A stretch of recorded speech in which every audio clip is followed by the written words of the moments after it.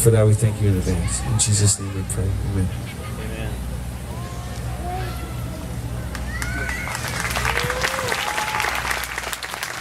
Give it up.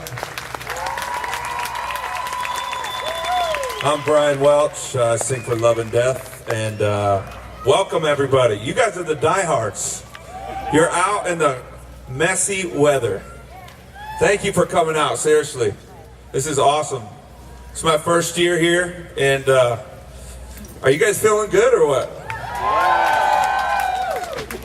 It's shining in your heart, right? There may be clouds, but the sun is shining in your heart, right? Come on!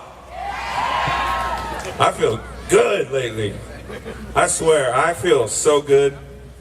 And life just gets better every year. I've been getting my life together with the Lord for 8 years now, and I'm telling you, this is the best year yet. I see so much just joy and peace, you know what I'm saying? It's like, I thought I got high before. This is like, you know, you have bad days, but I'm telling you, it's like when you're walking with the creator of the universe, it's like nothing that can compare to it. Nothing compares at all. 10 years ago, exactly 10 years ago, exactly to the day, I was totally consumed with drugs and alcohol and actually making money. I was making tons of it. In real estate and in music, I was making tons of money, but I was an empty shell walking around. I had no depth to me. I had no joy in me. All I had was these addictions. The addictions were music and money and drugs and alcohol, and I did everything. About 10 years ago exactly, I was addicted to crystal meth. I would do anything. I had these two dealers. I had one in Hollywood. I had one in Bakersfield, California. And one of the guys in Bakersfield was like hooked up with the Mexican mafia. So I'd go. They had these like businesses that they ran, but they were kind of fronts for the drug thing. And I got with this guy, and he took me down there, you know, after hours. And there's just all this drug stuff going on, and it was scary. But I knew the guy, so I was like, you know, I think I'll be all right. But you hear stories, you know. There's a lot of TV shows out there, a lot of channels, and you watch those crazy crime shows, and stuff goes down, you know. And I was like, oh man, I hope I don't end up like putting cement blocks or something, you know, because they know I got money. They know I'm in a band. I came from the band KORN. I was in the band KORN 10 years ago, and so I was making all kinds of money, you know, and just wanting to get high, wanting to get. Really, I was so miserable and uncomfortable in my own skin. You know, a lot of my life growing up, especially, I felt ugly. I felt like not good enough, you know, and I just wanted to wear a mask, you know. I wanted to wear a mask, so I pretended to be someone else that I really wasn't, because I didn't like who I was. So I got wasted. I started drinking around 15 years old, and it escalated to, you know, crystal meth.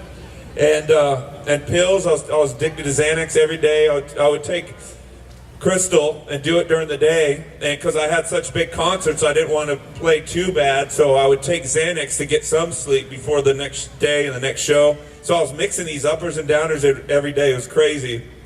But yeah, I'll go back to the Mexican mafia stuff. It was just, you know, you think you're like the hot shot of everything, and you're just like an idiot, you know, and that's what I was. But it all came from, you know, just being that empty person. And it's just crazy the things you do. You know, I would have my dealers, like, I took my drugs all over the world, and when I was on tour, you know, I was just like doing stuff that I normally wouldn't do, because my parents brought me up to be, you know, a good person. My parents are still together to this day. My friends used to call my mom Mrs. Brady, because she was just like, hi, do you guys want something to eat? You know, she was just really sweet and all that. But so I felt bad, you know. Here I'm having my dealer like send me drugs to Europe, you know, because I ran out of drugs. I could get popped, thrown in jail in Europe, you know. And I was like, you know, and it did get me scared. So when I had that 2-year addiction to meth, I was like, I got to change, man. I had my daughter, and she was 6 years old. I was a single dad at the time, and so I had to get clean. And I tried, after a tour with KORN, I went to this outpatient rehab place, and I was like, Doc, you got to get me off my drugs. He's like, it's okay. Well, don't worry. I've had a lot of success here, and a lot of actors and musicians who was in Hollywood, they go to this guy because it's real incognito, and it was like he took the dirtiest of the dirty and drug users that were in the entertainment industry. So I went, and he's like, what are you addicted to? And I go, oh, it's crystal meth. And I looked at his face, and he put his head down, and I was like, what? He goes, well, we mainly deal with cocaine and pills and stuff like that. But I got to tell you, I haven't had a lot of luck with crystal meth users. And I was like, oh, my hope was in this doctor. I was like, this guy's going to help me. And he's like, and he shot everything down when he said he hasn't had a lot of. So, I'm like, so what now? And he's like, well, we could try. I guess you get really depressed when you come off that stuff, and you get anxiety, so I can give you some pills. So he's like helping other people get off pills, but he's prescribing me pills to get off the street drugs. So I was just like, oh, man, I already take pills. All right, give me something. So if I quit the meth, maybe I could quit the pills later. I'll just do one at a time. So he gave me these pills, and I went, and I didn't do meth for like a day, and I finally got tired, and I crashed. And the next day I woke up, and I just felt like I wanted a straitjacket, and I wanted to be put in a room, and I was going crazy. So I just dove back to my drugs right away. So I just went on another bender. It was months after that. I tried to get clean, and I was like, I'm never going to get off this stuff. I'm never going to get off it. I'm going to be like this forever. What am I going to do? The only thing I can do is lock myself and go to a rehab place and say, lock me up. But I was being in the entertainment industry, and on drugs, and especially speed, you're all tweaked out, and you think everyone wants a piece of you, all this. And so I didn't really want to go into a place like that, but that was my only option. But that gave me crazy anxiety. So I was just trapped. And, but it's funny how God works, because remember I told you I was in real estate? Well, the real estate guys were Christians. And they didn't look like Christians that I thought, because I watched The Simpsons and stuff. I thought it was like Ned Flanders. I had nothing about Christian. I just thought Christians were those nice people, are like, hey, brother, God bless you. Oakley dokley.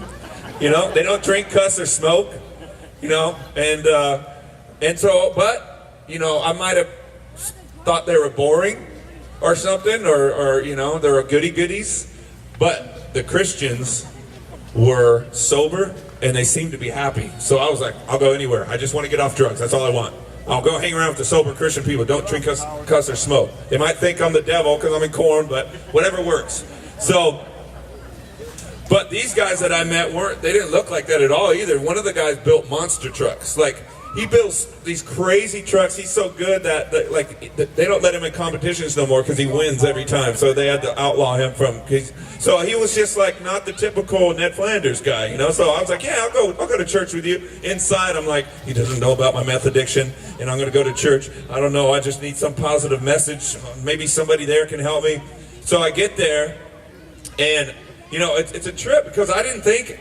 Last time I was in church, I was in an Episcopal church, and it felt like I was in a funeral. Everybody was like, Mom, 5 years old, Mom, can I have it? Shh.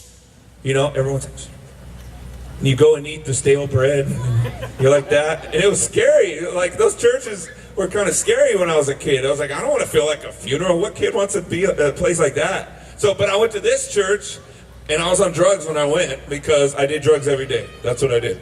And, so I get there, and they're playing worship, and this song Majesty was on, and all these people are just closing their eyes, got their hands raised and all this, and I was like, what do they look, what's up there, And I was like, wait, I guess they're really believing this God stuff. I thought they're just good people, but and then I saw these other guys, they're like, hey man, they're talking to each other, so you're real loud, and I asked my friend, what's going on? Why is he mad at him? He's like, no, he's praying for him. And I was like, what? All right here in front of everybody? I had no clue, I'm telling you. And then he's like, yeah, man. And so I was just tripping out, and I was like, wow, and I felt this feeling there, And I've just felt that now I know it was the Spirit of the Lord. But But then the pastor came out, and he was just this dude. He just looked like a normal guy. He had jeans on. It wasn't all like, I was like, wow, you know, who's this? They let the janitor up. You know, he's just a normal looking guy. I thought preachers had to be like all in the suits and all this stuff. He's like, how you guys doing, man? He starts talking about God. And then I'm like, wow, I love what he had to say. And then he was like, I used to be an alcoholic, and I used to beat on my wife. And one time I threw her against the wall, and she left me.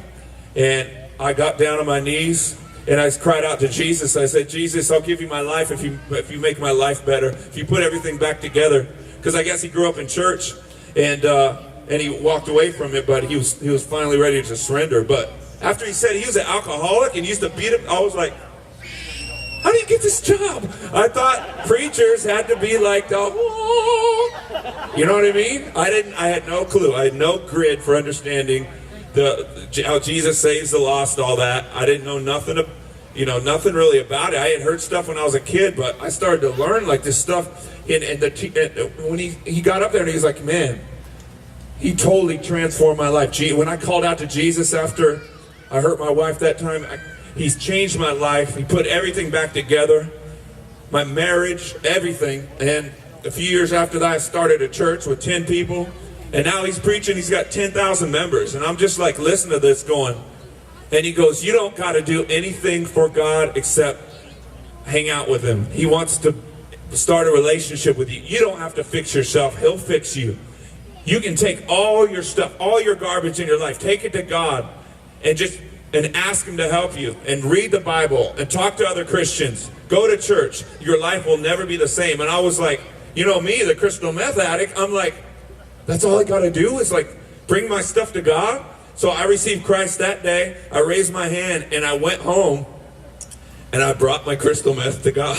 I was like, because I'm still snorting this stuff. I was addicted, and I was in my closet. I had the lines lined out, and I was like, I meant it though. I said, Jesus, if you're real like that guy said, you got to take this stuff from me or I'm going to end up dead. My daughter's out there in the other room. She's going to end up without a father. I'm mixing these drugs every day, whatever. You know, I prayed like I had been a Christian my whole life. Basically, that guy taught me what to do. I went home and did it because I was that desperate.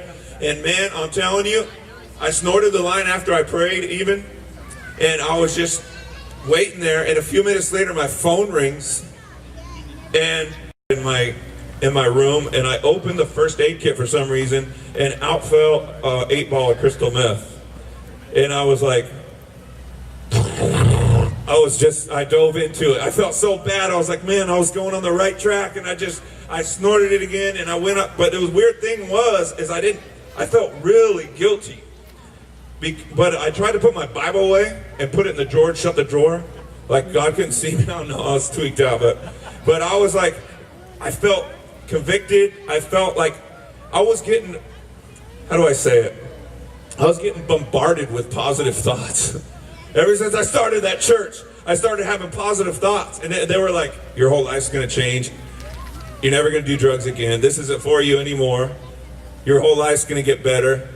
How many more lines can you do before you're satisfied? How many more beers can you drink? How many more this and that? You know what I mean? And so I couldn't get away from these good things. And it was God just surrounding me with his goodness and his love.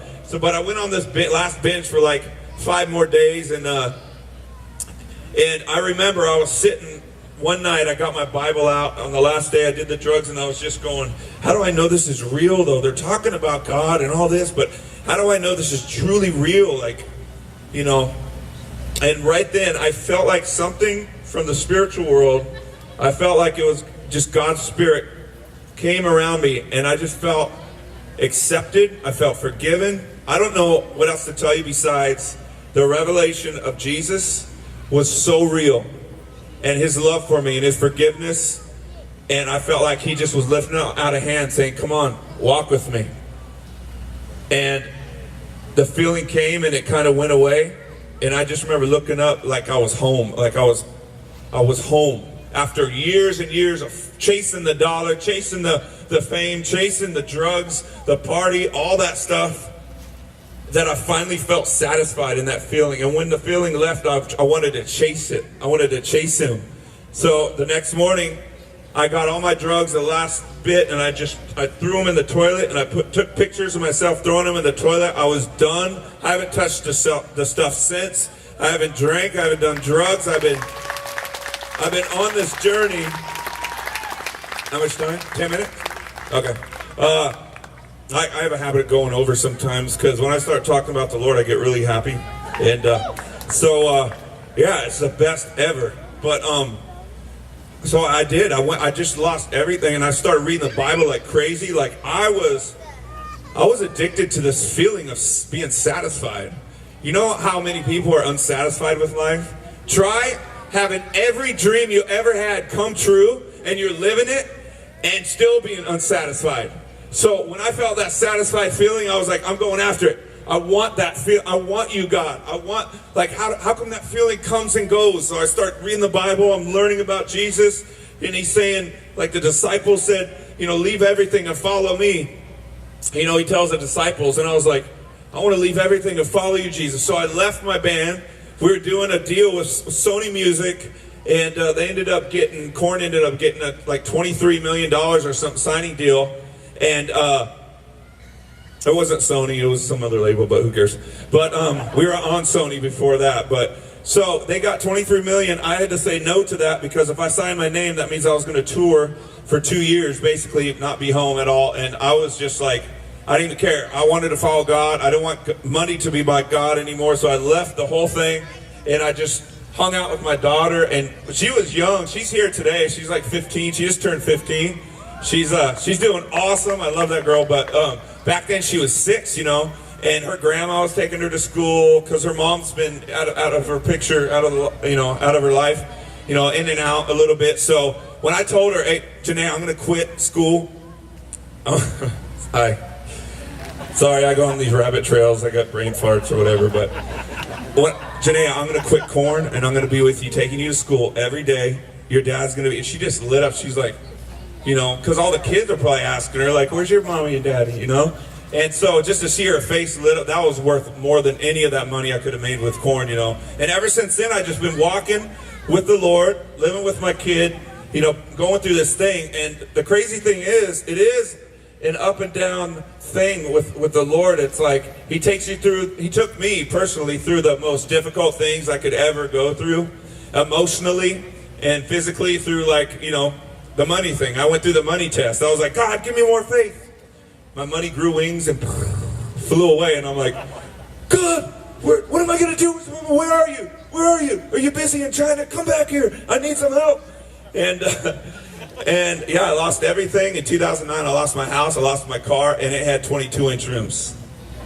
Come on, guys. We love our cars. So I was like, dang, I was thumbing through the Bible looking for something. And I land on a verse, if you have food and clothing, be content with that. I'm like, dang it! I'm broke. What am I going to do? And I just felt the Lord saying, follow me, I'll show you. And so I ended up getting this apartment. I had fat houses. And here I was in an apartment.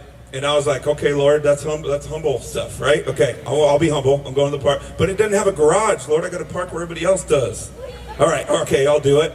So he took me on this journey. You know, it's funny how good the Lord is. I liked that apartment better than I liked my house before that. I loved how it felt inside, and I got to talk to some people. My friends lived downstairs, so I actually liked it. So I went through tests like that. I went through a lot of emotional stuff, you guys. Like, you know, God's called, one of his names is called the Great Physician, and spiritually he'll restore your soul, but he's got to gut some stuff out.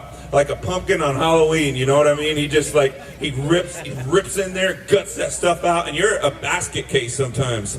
But it is supernatural, and he is your Father. He's your true Father in heaven. And if you believe and invite him in, he'll do surgery on your soul. And so, yeah, I went through that, and every time I went through like some horrible emotional stuff, it's like he was showing me, you're going through that stuff because every time you go through something difficult, it brings the impurities of your soul to the surface, and then you deal with it, and then we wipe them away, and they're not there no more. So all that fear of losing my house and thinking God wouldn't be there for me, I got through that, and now I'm stronger than I ever have been. All the emotional stuff, every trial, even nowadays trials, it's like every year I'm getting more peace and more peace. There's a scripture, what is it? Oh, dang it, I gotta learn the word more. But it's in Hebrews, I think it's Hebrews 10, where it says that a father, you know, what father doesn't discipline his son? I don't know the scripture exactly, but after you have been disciplined by God in his trials and his ways, there'll be a harvest of righteousness and peace for all those who've been trained by it. And I'm telling you, I got a harvest of righteousness and peace.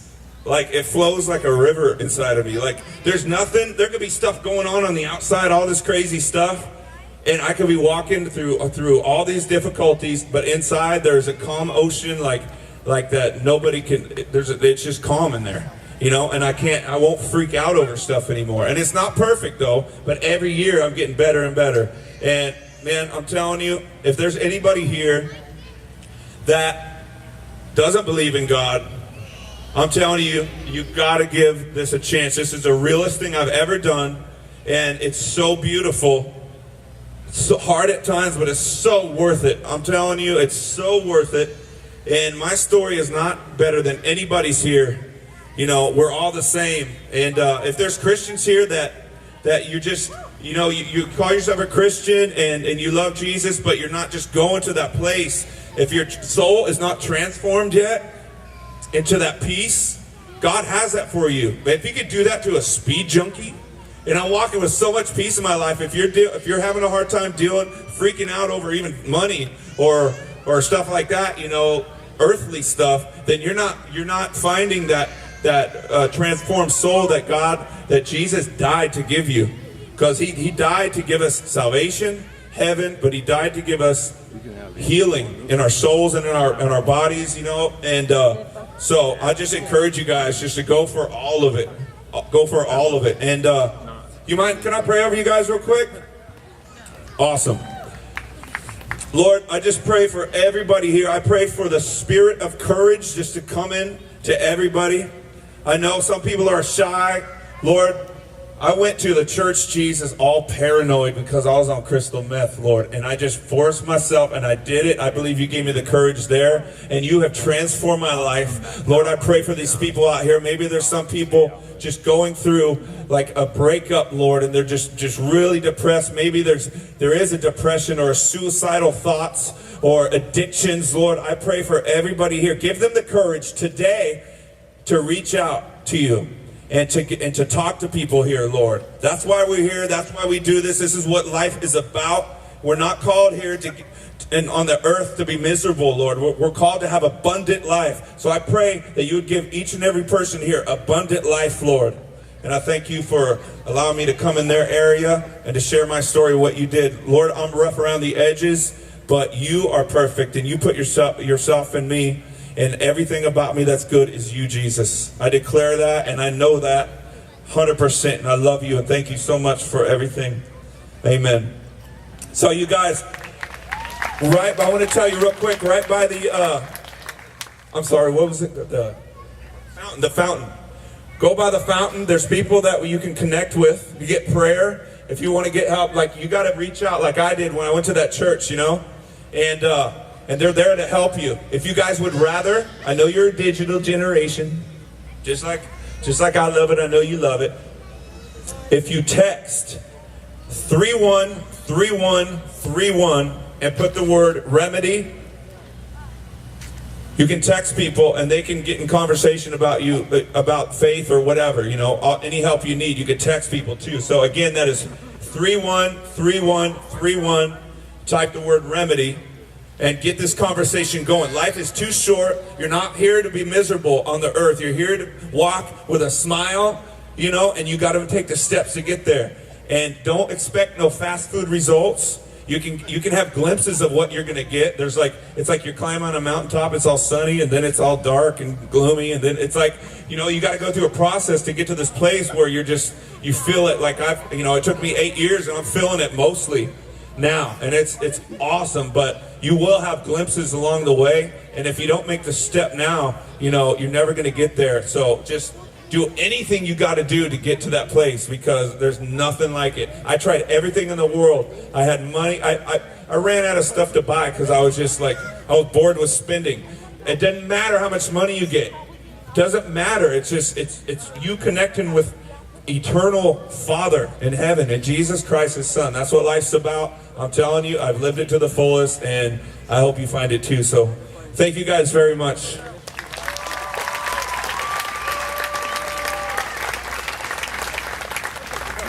Okay, hello.